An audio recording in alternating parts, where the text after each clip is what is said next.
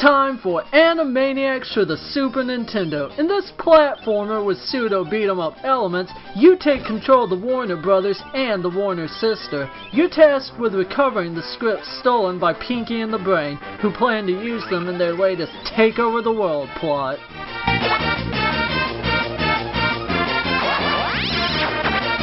While this is your standard affair of reaching the end of each stage and fighting a level-appropriate boss, the focus is mainly on these scripts. They're hidden in various places and will sometimes only reveal themselves if you perform certain actions. Some of these only offer a limited window to complete them, so while there may not be a time limit to the level per se, there can be to gathering all of the scripts.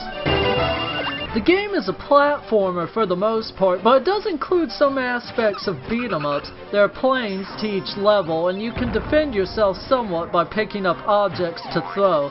Other than that, you'll mostly be staying away from enemies or bouncing off their heads, which does capture the style of the Warners from the show.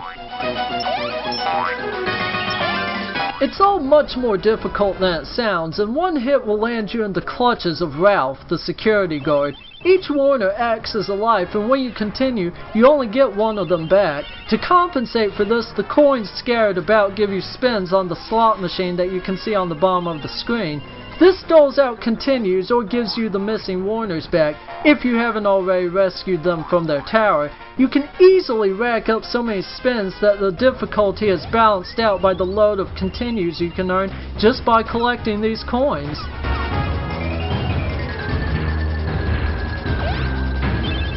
Pretty much every character from the show makes an appearance here, and the game is packed with movie references. Just to name a few, you'll see spoofs of The Terminator, Aliens, and The Never-Ending Story. All of these are found in their respectively themed studio, which includes sets ranging from science fiction planets to sea epics.